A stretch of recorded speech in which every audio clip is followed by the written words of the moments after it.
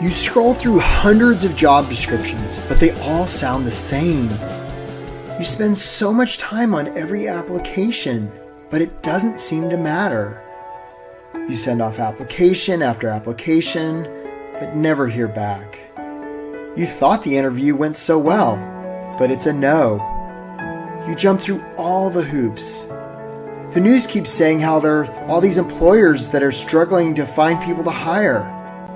So why does finding a great job have to be so hard? It doesn't seem very logical or fair. It's not. The system is broken. It's not your fault. The process most people go through to get a job is awful. But here's the good news. The system isn't very smart. In fact, it's downright dumb. It can be beaten. How? Most prospective employers and employees today are using the same old tired strategies that have been around forever. It's like professional camouflage. Everybody just blends into the crowd. But you don't have to be that way anymore. You can get traction. You can stand out from the crowd to unleash your God-given potential, to help a world in need, to do work that matters, to earn what you and your family deserve. You can do this. You're meant to do this. There are bright things on the horizon for you. This is the way.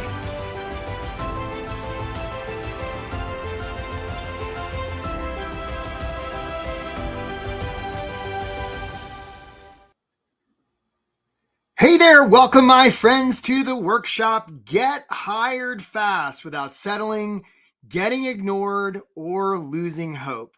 My name is Eric Werder. I'm a high-performance career and leadership coach based out of Washington, D.C. And if you spent some of your valuable time to be here today, I really want to acknowledge you. I know there's lots of things you could be doing, and you chose to do this. And if you're watching the replay, you're not quite as cool as the people who are here live, and you're also pretty cool. You're pretty cool. So look, folks, the fact that you've given your valuable time, I just want to let you know that this presentation today is pretty much going to be one long sales pitch. Nah, I got nothing for sale, folks. This is going to be 4 strategies and 9 tactics aimed at really helping you take your job search to the next level. So that's what we're about here. So without any further ado, if you would put in the chat where you're from and how long you've been on the job search, because I in part want to make sure people can hear me. But put on the chat, if you would, where you're from and how long you've been on the job search, and we're going to get moving because I know we've got people from all over. So look, folks, sometimes being on a job search can feel like pounding sand. Brittany in Orlando and Misty in Tuscaloosa. Sometimes it can feel like, waiting on a glacier, Valerie in Colorado and Michael in Detroit and John in Massachusetts, or being adrift at sea, Caroline in Raleigh or Jason in Denver. Sometimes it can feel like wandering through the desert, Harold in Houston or Scott in Minneapolis, Ivy in St. Louis, Elizabeth in DC. Sometimes it can feel like going into an arena, Surrey in San Francisco. Sometimes it can feel like looking into an abyss, Rohan in Boston. So who is this for?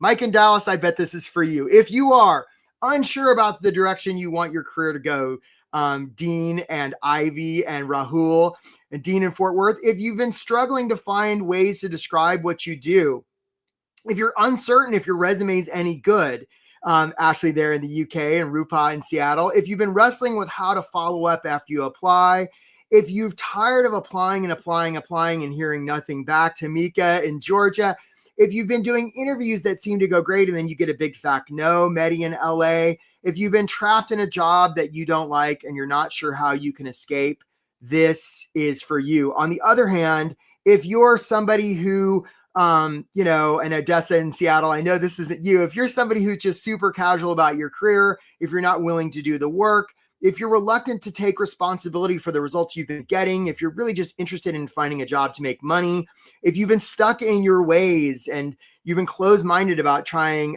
new things, RM in Kansas City, and Brenda in Memphis, and I know this isn't you, Brenda, if you're unwilling to be authentic, then this probably isn't for you. What you're going to learn here is how to get hired fast without settling, getting ignored, or losing hope. I'm going to offer you 4 strategies, 9 tactics, so that you can do work that matters, pays what you and your family deserves. So look, folks, I promise you, you're going to get a lot of value out of this. So buckle up. If you don't have something to write with, get something. Some of you have already reached out to me and said that you're already interested in booking a call with me to just book a call with my team to explore what's possible for you. If you want to book a call with us, we're going to drop the link to do that in the chat right now. Anne's helping us. And if you want to book a call with me and my team, go ahead and do it, because always when I do these workshops, the calendar fills up, and we've even got time this afternoon, right? So you could like get off this workshop and you could book a call, and some of you have reached out. So yeah, there's the link right now for those of you who are interested in doing that. That's available. Okay.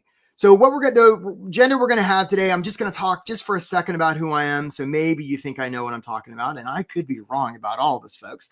I'm going to give you 4 strategies, 9 tactics. Again, I'm going to invite you to those of you who'd like to do a call with, if you're interested in getting help.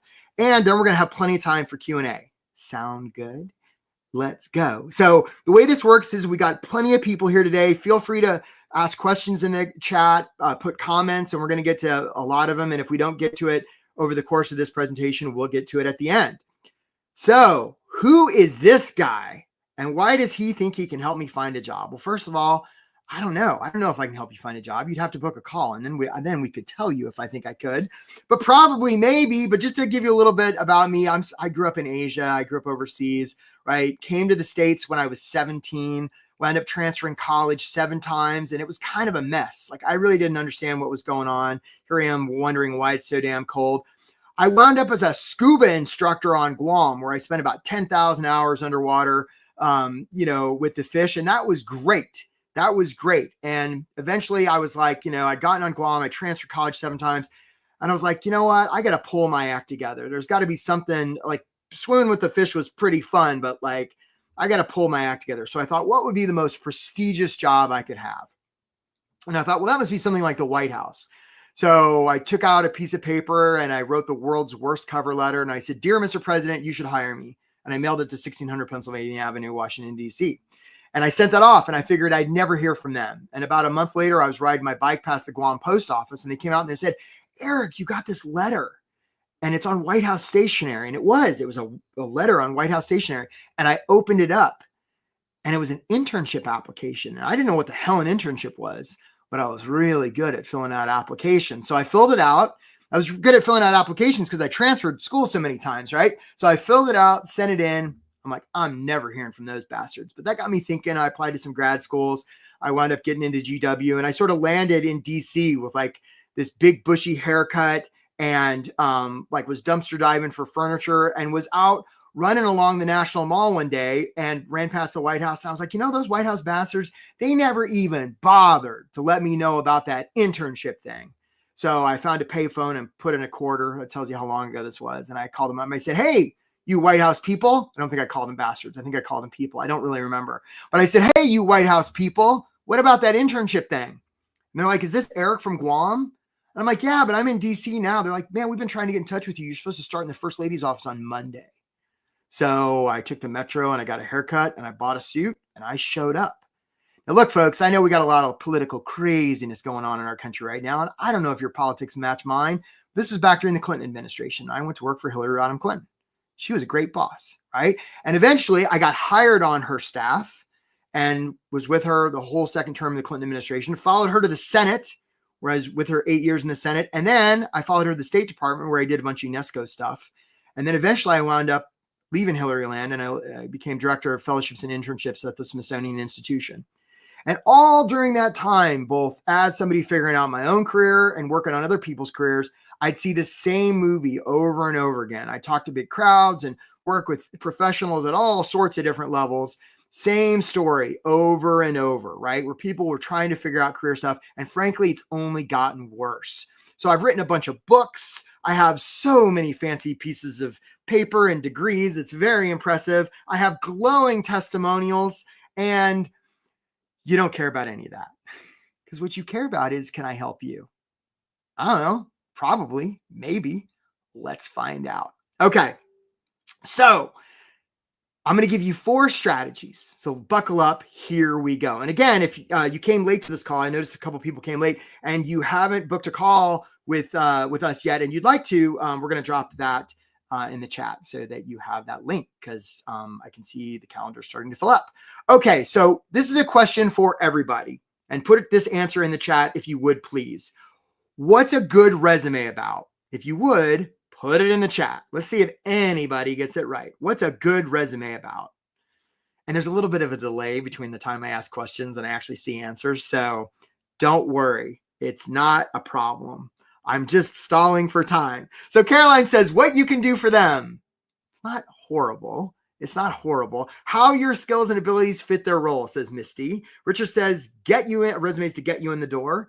Right? Scott says a clear picture of your work history. I haven't seen the right answer yet. RM says persuasion. Nobody's got it right yet. Haven't seen the right answer yet. Right? Storytelling, Jennifer. I actually like that. I like storytelling about you and your skills. Oh, Valerie. Oh, Valerie, my heart. Okay. So here's what a lot of you are saying. Okay. A lot of you are saying a good resume is about you. And that would be incorrect. A good resume is not about you. A good resume is not even about tell them why they need to hire you or how you can help them. It's not about any of that. A good resume is about them. So look, folks, if you get nothing else from this workshop, pay attention to this. A good resume is not about you. It's not about you. Not a good one. A good resume is about them. And when I say resume, I mean cover letters and follow-up and networking and interviews. You want to make it about them. Okay, so it's not about you, it's not about them. And no wonder many of us think it is about us, because in school, when the place we originally probably went for our first job, right? That's when we went for our first job, we were coming out of school. It is about us in school. It's our cubby, it's our workshop, it's our trophy, it's our transcript, it's our grade. And yet when we move to the working world, it's not about us. It's about the client, the customer, the constituent, the shareholder, not about us.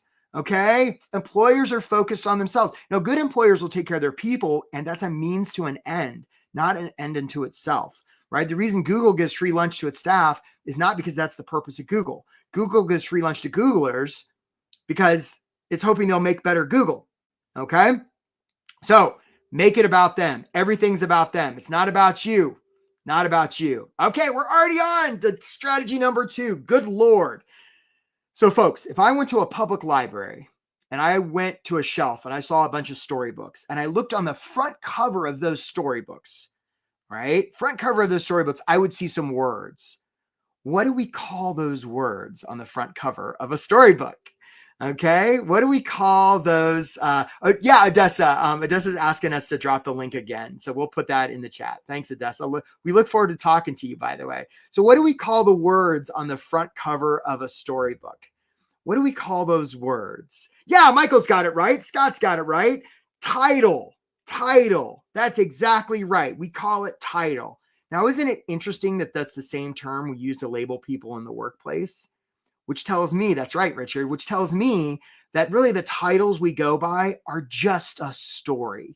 And they're going to vary between industry and geographically and, all sorts of ways. So that brings us to strategy number 2, stories. Okay. Hey, Rohan just booked an appointment. Way to go, Rohan. So many seek out jobs based on facts. Okay. So here's a fun thing for you. And we're going to put this in the chat. What % of human decision-making do you think is emotional versus logical? Put it in the chat. What % is emotional and what % is logical? If you would please stick it in the chat and we'll see if anybody gets it right. What's the percentage? Is it 50-50, 60-40, right? 40-60. So let's see here. Yeah, so here we got some answers. So Medi says it's 80%. Benzie says 80%. Martin says it's 50-50. Kathleen says it's 90-10. Missy says it's 40%. John said, I haven't seen the right answer yet. Scott says 70-30. So here's the right answer, folks. It's 100% emotional.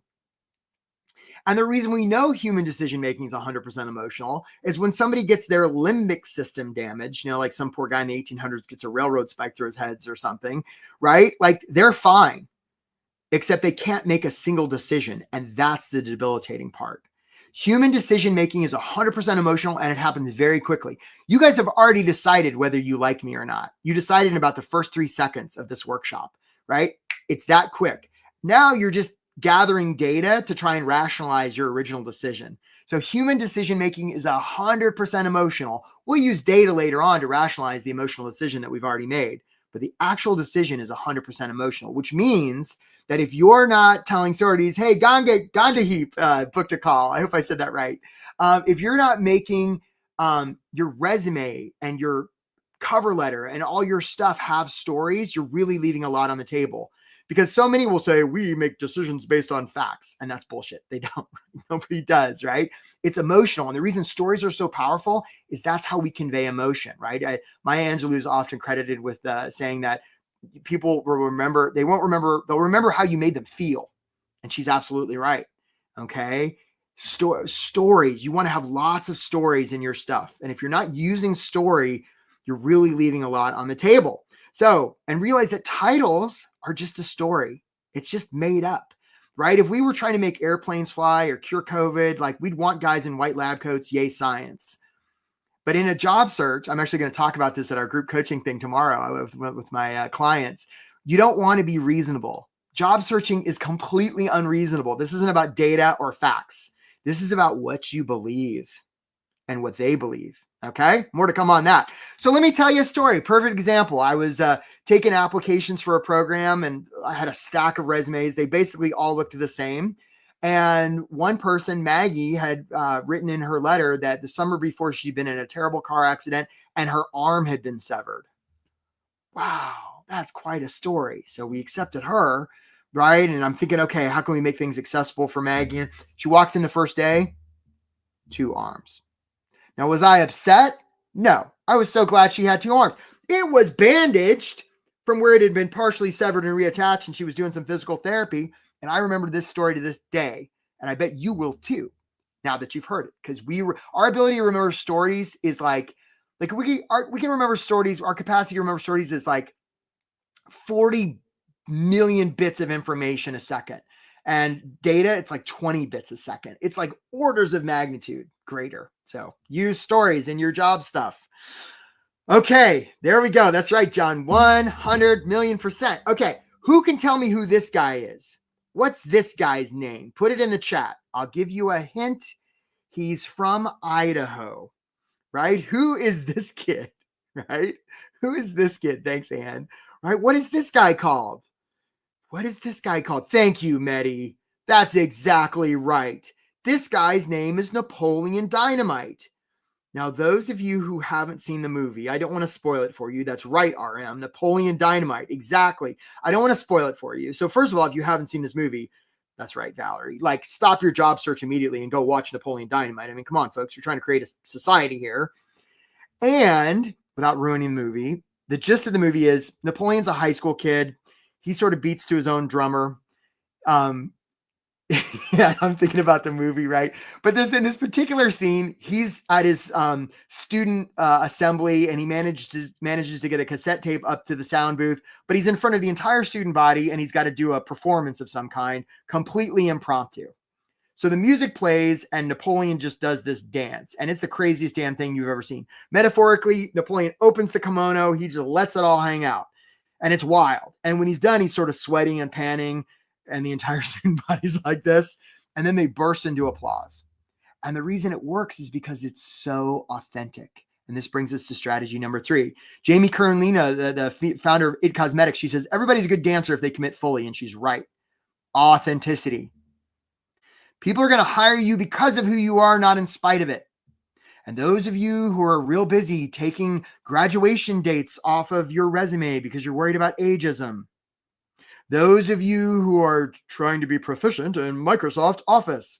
Those of you who have that giant paragraph at the top of your resume that says all the things about you. Not authentic, won't work. It's never the scandal. It's always the cover-up, folks. So stop trying to be perfect. Be more human, because guess who humans hire? Humans. Now, I can hear the collective thought of everybody on this webinar, and you're saying, well, what about ATS? What about ATS, right? And Valerie, you're right. Ageism is real. I'm not saying it's not. There's a lot of isms out there. Racism, sexism, ageism, ableism, lots of isms. And the way to beat those isms is not to try and make yourself into something different or to hide who you are. I would humbly suggest the way to beat those isms is to show that they can trust you. And the worst way to establish trust is a cover up. There's one reason they're going to hire you, one reason only. And that is that they trust you. It's not your skills. It's not your experience. It's that we trust Valerie. We trust John. We trust Caroline. Yeah, Caroline, why would you want an intro paragraph? Yeah, exactly. Like that's a big paragraph about you. And we've already established it's about them. And not only that, but it's you telling them a bunch of stuff versus the opportunity to show them a bunch of stuff. Yeah. And we're going to go a lot deeper than that. Okay. Humans hire humans, right? So you want to be relatable. If you don't have a section on your resume of evidence that you're a human, that could be why you're not getting, traction. I had a client last fall. She put on her resume. It was her idea, actually. 2 truths and a lie. She got 2 interviews out of that and 2 offers. And the reason we know is they told her that's what originally attracted them and got people are bored. Right? In this world of increasing AI and automation, the opportunity is to be more human, not less. People are going to hire you because of who you are, not in spite of it. And if they don't want to hire you because of who you are, well, you know what you can tell them. And look, that may be privileged and naive, and but in my experience, it's accurate. So there you go. John says, I can't share my previous work honestly due to confidentiality. I bet you can share some of it. Right? Even if you were like the world's most secret CIA spook, John, I bet you could say something. You don't have to say where it is, but there's some way you could describe it. I would humbly suggest. But I don't know. That's right, Natalia. Yeah, ChatGPT, it often takes away from authenticity. So glad you're here, Natalia. So perfect example. One time I was having a conversation with this woman, Nina, and we were going over her resume. And I said, Nina, what do you like to do for fun? And she sort of hemmed and hawed. And I finally got out of Nina that she collected pens. She had a pen collection. And I'm like, well, Nina, that is super weird. You got to put that on there. She's like, oh no, it's so sophomoric. I can't do it. I got her to put it on there. And then, like I heard from her about a month later, and she'd gone into an interview. They talked about pens for 30 seconds or 30 minutes rather. And then she got the job offer.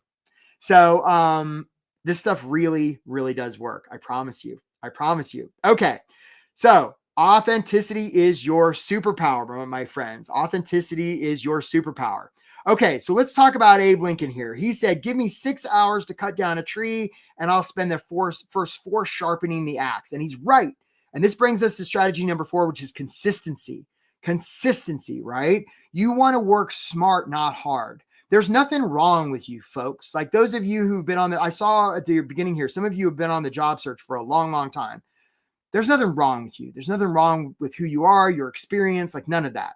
Like maybe you got a mustard on your shirt or whatever it is. I don't know. The thing that you're dealing with is you've got a system that's giving you like the results you're currently getting in your job search is perfectly attuned to your current system. So if you want to get different results than you've been getting, you want to have a different system. Now, there's lots of systems out there. And so the opportunity for you is to adopt one that maybe works better than your current system. And when people work with me, that's exactly what they do. Rather than spend the time and money to try and figure it out, we've figured out a system. And a lot of you have a system, right, where you've got like a control box this big and there's like a sticky button and one gear shift and you're wondering why you can't steer the ship.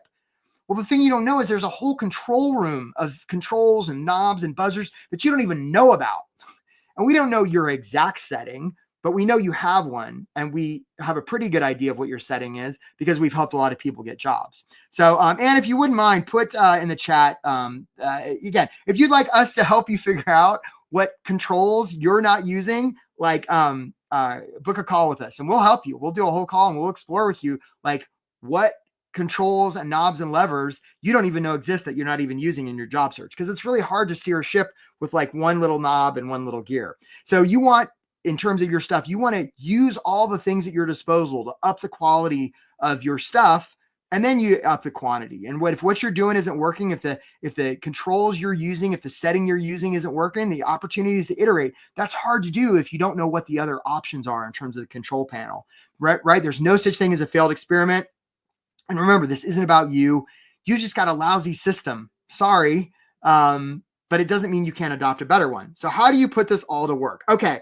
So we're going to do a little commercial break here because I might have a drink of soda.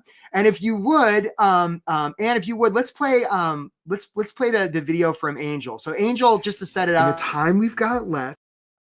No, that's okay. In the time we've got left, I'm curious, especially if there's somebody we haven't heard from yet. They've had a win, a loss. Angel, I got to ask you, what do we know, if anything? What do we know? I got the job! Yay! Whoa! The offer. I'm moving in a week. Yeah, it's crazy. And I know when we first met, you're like, oh, like, let's get something by your birthday. And my birthday is in 4 days, so I was able to do it. Yay! And I just want to acknowledge you. Like, you dove in, you did it, you did the work. Thank you. Way to go. It would have been possible without like signing up for this program. Truly, I think it made the difference for me. So good, Angel. Yeah. Really happy for you. Yeah. Super awesome. Congratulations to you. Yeah. So I could watch that all day long. And the setup there was, Angel was somebody that watched the workshop just like this. She was somebody who had been on the job hunt for quite a while. And our program runs 3 months, and by the time you could hear, like right at the end of month 3, she got the job, and it was awesome. That's available for everybody, just so you know. Like, Angel's awesome, and there's nothing special about her that's compared to you guys. Like, this is possible. You can get this handled. You don't have to do it on your own. Okay, so how do you put this all to work? Here we go, folks. And I hear John saying that, or I think, who was it here? I saw the question, right? Ryan says, I feel that most companies don't even look at the full resume. If there's a gap, they're very judgmental. Well, maybe. I guess what I would say, Ryan and Valerie and Donna, is that nobody's going to judge that gap, or nobody's worried about that gap more than you are. Same thing with your age, same thing with your experience, fill in the blank. And if you're worried about it, they will be, and vice versa. If an organization says, whoa, explain this gap, you can be like, sure, I was doing this, and we could spend more time on the gap, or we could talk about what's possible for you. Remember, it's not about you. It's not about your gap. It's not about your age. It's about them. And if you keep it on them, miracles can happen. Okay, so let's figure out how to do that. Here are 9 strategies. 9 tactics rather. Here we go. Tactic number 1. Okay, folks. So if you haven't been paying attention to this workshop, come back to me. If you've been watching the replay and you've been like, hey, Misty scheduled a call. Way to go, Misty. Right? If you've been like trimming your bonsai tree and so come back to me. So, because here's my question for you. Let's say there's a lake, and in the middle of the lake, somebody's drowning. Now they're surrounded by other people in little boats. Okay. So somebody's in the middle of the lake drowning, and they're surrounded by other people in little boats. If that was a job search, who's the person drowning? If you would put it in the chat, please. Who's the person drowning? Put it in the chat. So somebody's drowning and they're surrounded by other people in little boats. If that was a job search, metaphorically, who's the person drowning? Yeah, Richard, we're going to have a replay. Don't you worry. Yeah, you don't want to cover up the gap, right? John, it's never the scandal. It's always the cover up. Okay. So Richard says the person drowning is the employer. So Michael says, yeah, Mike's not going to cheat. I see there, Mike. Glad to have you here. Okay. So so Valerie says the applicant. Okay. Okay. So we got different answers. Valerie. Yeah, I see there, Valerie. So who's that person drowning? Anna thinks she's drowning. Hi, Anna. Right. You're not drowning, Anna. You're safe. I promise. Okay. So we got a couple answers. So some of you, Abdullah says, Abdullah's drowning. Okay. So look, Misty says the company. Okay. So look, a lot of you are saying that it feels like as the job seeker, we're the ones drowning, and that's wrong. It's actually the organization. It's the employer. And the reason we know they're the ones drowning, that's right, Santiago. The reason we know they're the ones drowning is they've told us. They put up a job description to say, help, we're drowning. Right? That's right, Martin. A lot of times they don't wave their arms around the water, just like a real company, right? Thank you for contributing to my metaphor, Martin, right? That's right. A lot of times they don't act like they're drowning, and they are. And the people in the boat who are the job applicants, we act like we're drowning, and that's messed up. we're safe in the boat. So the last thing you want to do in a job search tactically is to approach employers and be like, I'm the best one for you. I'm the best. I'm the best. Like pick me. Because if they were in the water drowning and you rode up to them and acted like that, they'd be like, whoa, dude, like that's creepy, right? As opposed to saying, hey, company, you're drowning. That's terrible. That must be so scary. Let's have a conversation to see how it might be possible for you to get out of the water. But what's important here is not that I pull you out of the water. What's important is you don't drown and die. And by the way, there's a lot of other drowning people out here, and there's a lot of other boats. This is the energy you want to bring to your job search. It's not about you. It's about them. You want to come from a place of service, not need. Okay. So this brings us to tactic number 1, which is mindset. If you hear these words coming out of your mouth, it's something to notice. I'm the best one for you. As soon as you say that, you rob them of the opportunity for that to be their idea. We were talking about resumes before. If you have like a byline on your resume, like, professional go-getter and project manager and blah, blah, blah, get rid of that, because as soon as you say that, you rob them of that being, of them having the opportunity for that to be their idea. Okay. Remember, they'd be lucky to get you. You need a job, but you don't need that job. There's lots of jobs out there, but there's only one Rohan and Martin and Misty and Santiago and John. Okay. You want to approach from a place of service, right? Nobody wants, like, get away from selling yourselves, folks. Like, we've gone over this historically, like selling people's weird, buying people's weirder, not fun, not cool, not good, right? Nobody wants to be sold. What they want is to be served. So that's how you approach your job search. On to tactic number 2. Some of you have seen the show Deadliest Catch, and it picks a fisherman in Alaska. It's usually on this really dangerous boat. It's pitching and it's icy water. They put these big steel cages called crab pots on the bottom of the ocean with a little bit of bait, and hoping that crabs will come in and eat the bait and get trapped. And sure enough, often they do. The crabs go in, they nibble, nibble, nibble, and more crabs join. Pretty soon the bait's gone, right? The bait's gone.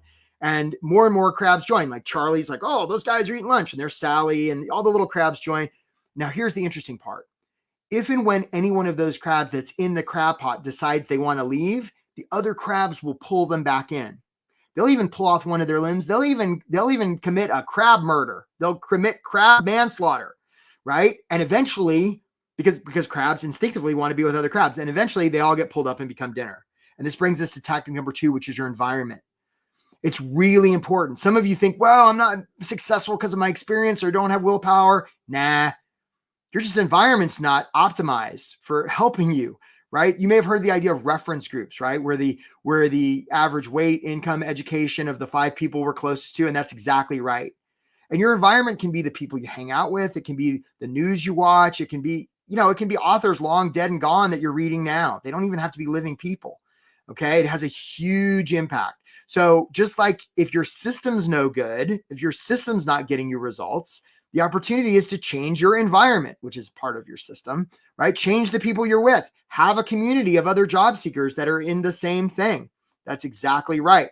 Okay. So let's go on to tactic number 3. All right. This is one of my favorites, right? It's hard to hit a blurry target. And this brings us to clarity. Can't tell you how often I talk to prospective clients. I talk to job seekers and I say, hey, what do you want to do? How are you going to help the world? And they say, well, I just want to help people. And I'm like, that's beautiful. How much money do you want to make?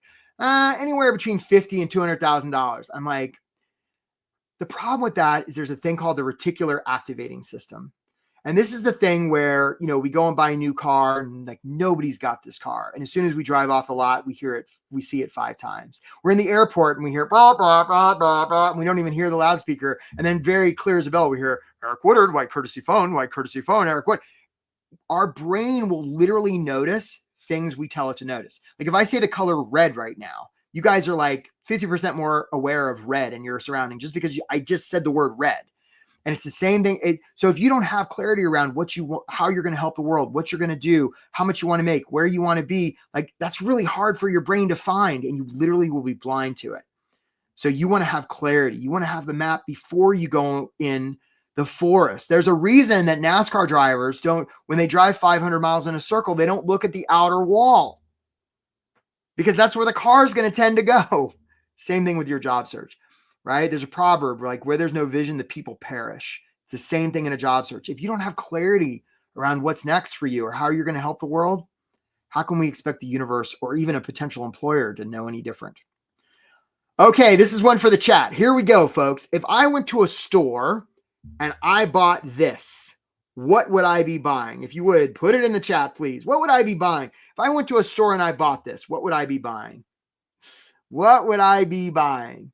Yeah, that's right, John Lentz. Keying into their needs critical. Yeah, so that's exactly kind of what we're going to talk about right now. So Misty says a drill. Caroline says a drill. RM says a drill.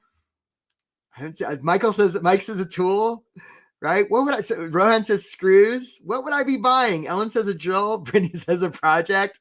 So here's the answer. A lot of you are saying I'd be buying a drill. And actually, that's wrong. Nobody needs this sitting around the garage. Like, I don't need this beautiful piece of modern art laying around my house. What I actually need is a hole. And actually, I don't need a bunch of holes in my wall. What I actually need is a place to put a hook. And actually, now that I think about it, Rich and Ellen and Rohan, I actually don't need a hook coming out of my wall because that's going to gash my arm open. What I really need, Jessica, is a place to hang the photo. And actually, I don't even need that, Valerie. What I really need is the feeling I get when I look at the picture of my beautiful family that's hanging on the hook that's in the hole that was made by the drill. And this brings us to giving employers safety. Most people, and hopefully not most people on this call, especially now that you've been on this call, are just focused on themselves. They're talking about my passions and my interests and me. That's a dumpster fire. Others may even be talking about the employer, and yet they're talking about the drill when the opportunity is to talk about the thing that keeps them up at night when they're going to sleep staring at the ceiling. If you can get down to that black swan, if you can get really clear about what they like, want, or need, game over. Do you see how this is working at a different level than trying to trick the ATS? I hope so, because there's so much more available, right? If you've been spending your time worrying about covering up your age and trying to trick ATS systems and worried about the gap on your resume, stop. This is where the opportunity is. Make them feel seen, heard, and understood. Give them safety. There's one reason they're going to hire you, and it's that they trust you. It's not even that they like you. It's that they trust you. And if you can make them feel seen, heard, and understood, if you can talk about the thing that keeps them up instead of the drill, even worse, yourself, you're just playing at a different level, folks. That's how my clients get hired fast. Okay, tactic number 5. Here we go. So John says, right, but you can't have that conversation without getting past HR. Stay tuned, John. We're going to talk about that. I love that you raised that. So let's talk about paper. This is an example of my resume. And look, resumes are stupid. And anybody that tells you that there's one right way to do it doesn't know what they're talking about. It's more art than science, and it's the least bad way we've come up with. So you want to make sure your paper's dialed in. And so many people, like some of you guys, like I can spot a teal resume from about 100 miles away, right? Some of you guys are using best practices when it comes to a resume, and I'm using a template, and it's professional camouflage, right? It all looks the same. You're basically trying to make the argument that you're exceptional, showing that you look the same as everybody else. So stop. Like, look at my resume. It's got hyperlinks. It's got like logos. It's got all kinds of crazy stuff. This isn't the one right way to do it, but you want to stand out. You don't want to use professional camouflage. Realize that a resume is just a communication piece. So whether it's good or bad to put something on a resume, my invitation to you is just do something different. Do something they haven't seen before. That's how you're going to get through. Okay, this is tactic number 6. We are moving right along, baby. If a job application submitted, but there is no follow-up, does it even make a sound? I would humbly suggest that it doesn't, right? So some of you are thinking, well, yes, if I get the interview, I follow up, right? And John said, well, but how do you get a conversation without getting past HR? So look, those of you who have been really working hard to try to talk to recruiters, those guys are like the professional ninjas of like gatekeeping when it comes to job stuff. They are designed, their mission is to keep you away from employers, because guess what? If you talk to a hiring manager, those recruiters really don't even need to be there. So they have a vested interest in making sure you go through them and for them to have some expertise about who gets through and who doesn't. Here's my invitation: circumvent, follow up. John, if the people you loved most in the world were being held hostage and the only way they were going to get free by 5 o'clock today was that if you were able to talk to somebody at that company, could you find a contact? Could you get their email? Could you get a phone number? I bet you could. And sorry, thanks for letting me pick on you, John. Right? I see you there, buddy. Right? And so look, don't let a flimsy little thing like, a message saying, don't call us, we'll call you, or a flimsy little automated email stand in the way of you helping that company. Because remember, they're drowning. They're face down in the water and you're splashing them and you're saying, hey, buddy, are you okay? And they're not moving. You wouldn't be like, I don't want to bug them. I don't want to follow up, right? Even if they had a sign saying, no emails, no inquiries, you wouldn't be like, ooh, it says no inquiries. I don't want to. No, you'd jump in the water, you'd flip them over, you'd give them mouth to mouth. And they were like, lady, I'm just snorkeling. You'd be like, my bad. But you'd be willing to risk offending them in the name of service. And that's my invitation for you here. You get those little automated emails. You don't have to pay attention to them. Just ignore them. Find the hiring manager that's frustrated that HR is taking so long, the person that speaks your professional language, the person that's dying in terms of, the workload. Let them know that you see, hear, and understand them. They'll knock on the back door of HR and say, this guy right here, Martin, I want to talk to Valerie. And HR will be like, well, we already sent them the automated thing. And the guy's like, I don't care. I want to talk to John. And guess what happens? My clients do this all the time. It works super great, right? Initiative is rewarded, right? You want to show them, not tell them. Okay. Lots of things here. Okay. So tactic number 7, folks, here we go. We're in the home stretch. And again, this is one of those things. How do you locate the hiring manager? John, I love you, man. There's a thing called the internet. You could be you do a little cyber stalking. John, I don't know your email. Well, actually, I probably do because you signed up for this workshop. But if I didn't, and I knew just a little bit about you, I could probably find out your email. I could probably find a phone number. I could at least find you on LinkedIn. I could try a bunch of things. So that's kind of the idea here. And again, it's not creepy because you're doing it from a place of service. All right. Next tactic. And again, folks, if I went to you and I said, okay, how many of you, how many people are in your Google contacts or your Apple contacts, wherever you keep your people? And for most of you, it's going to be like 1,000 or so, right? And I said, how many of those people know that you're on a job search? Most of you would be like, well, a lot of them. And I would say, well, how? How do they know? Well, I posted on LinkedIn 3 months ago and I put that little banner on there. And I would say, so you mean like they would have had to have gone to LinkedIn that day and looked at your profile. And then they would have had to been thinking about you since then. Most of you listening to this, right, are not asking for help. You're not using your network, partly because you're thinking that, asking for help makes me weak, or I shouldn't need to ask for help. And that's a thought error. You ever watch the Academy Awards where the movie star gets up there and she's like, I got nobody to thank. Nah, it doesn't happen. Right? She's like, I got to thank this person and this person and this person. And they're playing the music. They're trying to drag her off stage. And she's like, I got to thank. When people do great things, they ask for help. And this is an opportunity for you. There are people who know you and love you and know the excellence of your work firsthand. Ask them for help. Stop being so stingy with giving them an opportunity to help you, folks. Right? And I could talk a lot about this, right? And you don't want to just have a one-off system. It's like trying to get the right bait on the right fish, the right place, in the right time. I mean, you want to have a system where you can filter the ocean because we don't know where the fish are going to be. And as a matter of fact, where we think they're going to be is probably where they're not going to be, right? So you want to have a system. This goes back to that control room I was talking about. This is one of the things we help with clients, okay? We help clients figure this out. Biggest game changer in the world, right? A lot of people sign up with me. They don't know how to use their network. 3 or 4 weeks later, they're using their network. Bam, right? Yeah. You don't want to work for free for 90 days, Don. You don't need to, right? Like there's people out there that need what you bring to the world. They just don't see you yet. Okay. Tactic number 8, interviews. Okay. I'm about to give the best interview advice in the world. Here it is. Are you ready? You may want to write this down. Here it goes. Prepare yourself. Here we go. Best interview advice in the world. Here it is. Don't answer their questions. A lot of you are going into interviews worried about the questions that they're asking, and you're like, oh, I hope I get it right. Now, for some of you, if it's like a technical interview and it's like a real black or white answer, sure, answer the questions.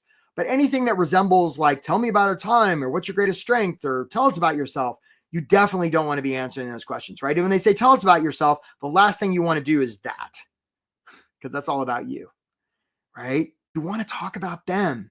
You want to make them feel seen, heard, and understood. So stop spending time answering their questions.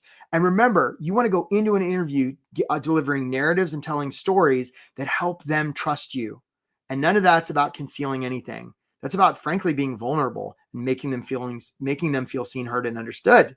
Final tactic, guys. Here we go.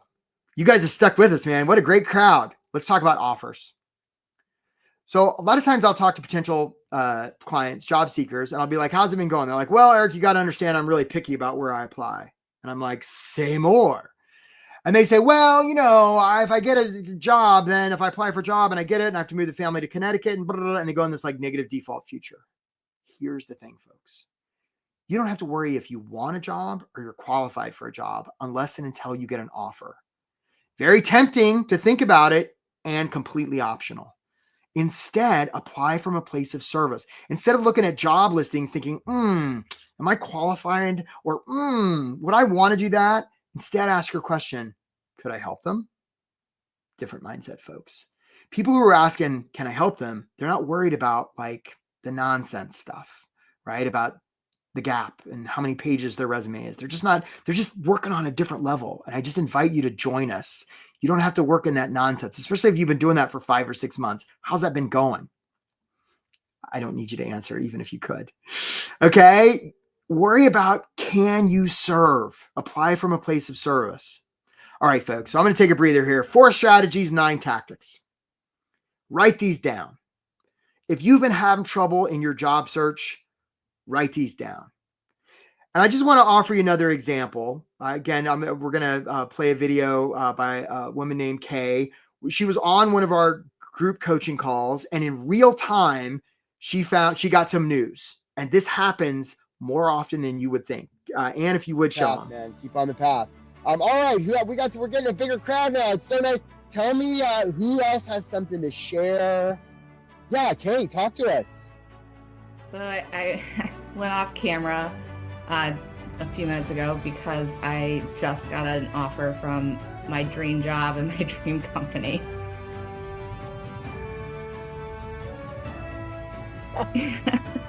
So real time, it happened just now. So on, thanks, Eric.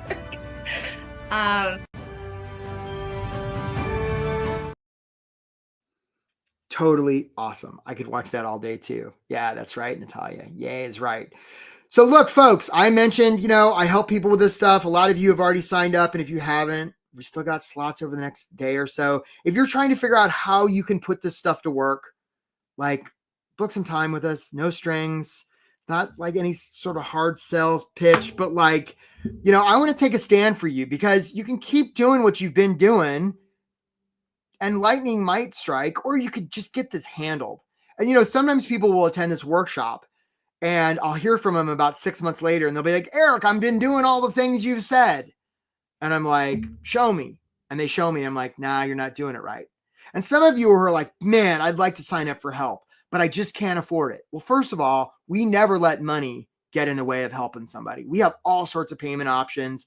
Like, I'm not in the business of letting money get in the way of somebody getting the help they need, because that would just suck. So don't let money get in the way, or your fear of money, or your fear of what's possible, or fear of any of it get in the way of you signing up. If you want different results than the results you've been getting, you got to take different action. And a great action to take on a Tuesday, sign up for a call. And we just put the link in there. So hope to get a chance to meet you. Like, come talk to us and come talk to my team, and we'll get this sorted. All right, folks. So let's take some questions. And I know there were so many, and I'm going to give you the full picture of my gigantic head. Let's take some questions. Okay, so here we go. So this is from Misty. Misty says, thanks for doing this, Eric. I'm hoping to find out if it matters if we use ChatGPT to write resumes and cover letters. So, I've actually evolved on this, Misty. I was never, John, the call's totally free. Yeah, we're not charging you for the call, of course. Thanks for asking. So like, I used to be a little bit skeptical about ChatGPT, and I've come around on it. And my experience is, sure, if you can use AI to, help you think through some stuff. I mean, you could even, actually, I saw a really cool thing the other day. I haven't even shared this with my clients.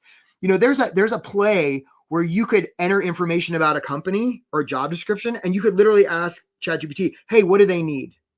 And it'll come up with some stuff. And even if what it comes up with isn't exactly right, the fact that you're even somewhat close to talking about an employer, like that's great. And there's a distinction here. It's not, hey, I can help you with this, because that's still about me. It's here's what's possible for you. Yeah.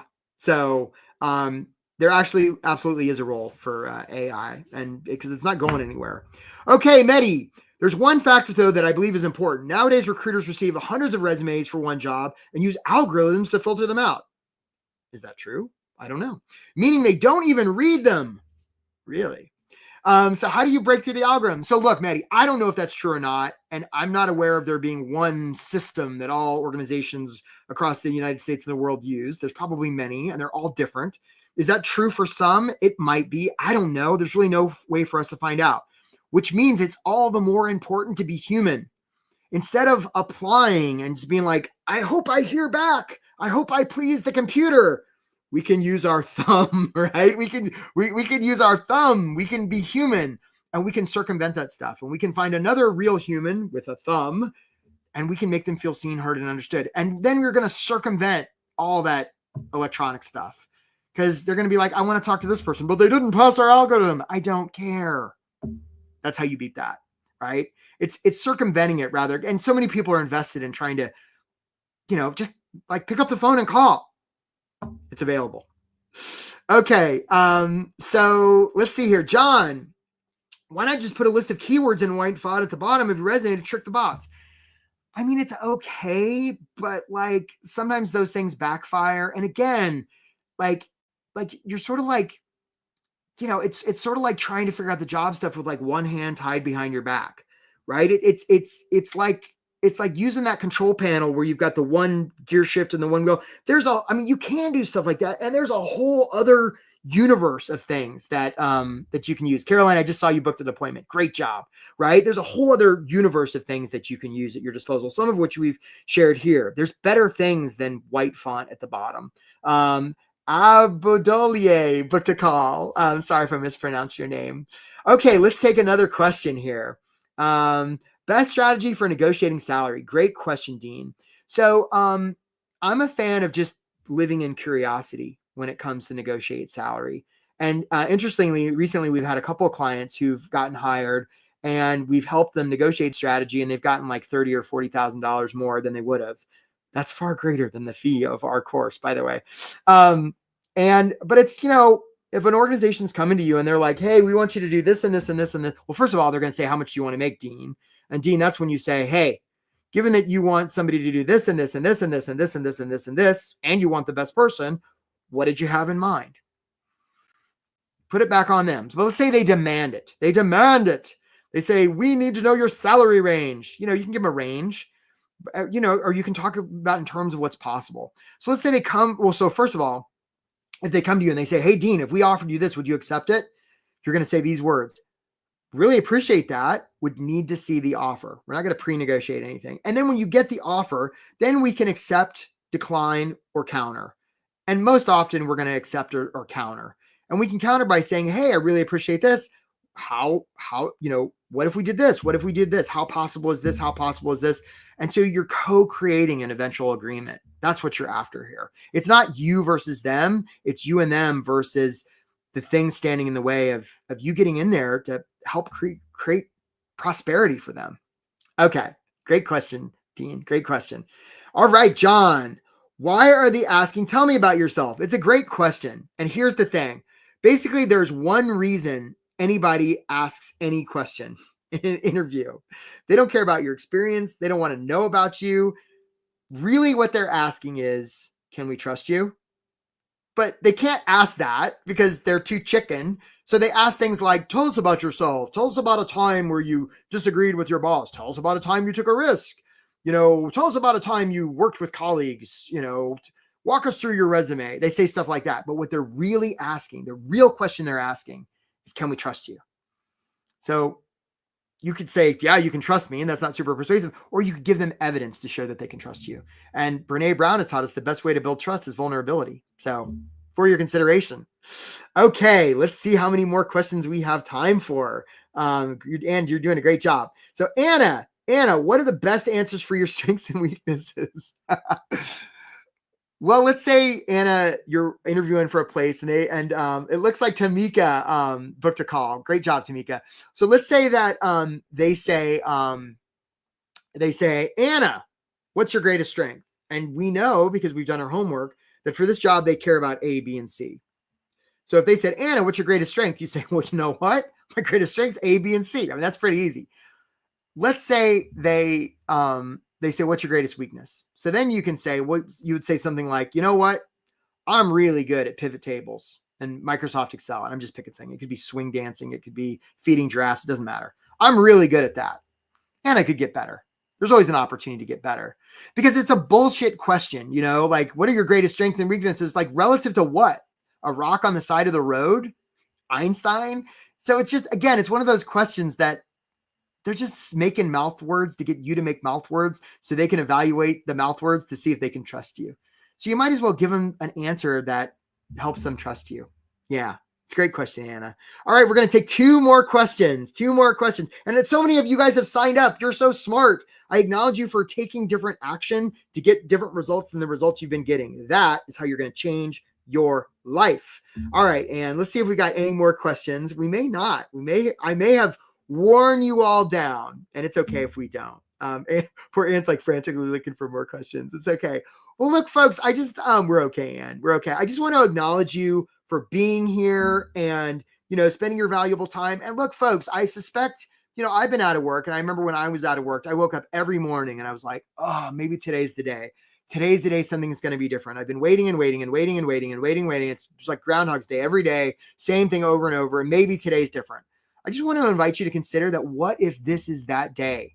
What if you seeing this workshop and having the opportunity to get some help with this stuff is the thing that it's going to finally break the log jam? I will say it's done that for many, many people. They're not any different than you. They were worried about money. They were worried about bills. They were telling themselves like, well, I should be able to do it on my own. And they were able to break through all that and get the help they need. And now they're gainfully employed.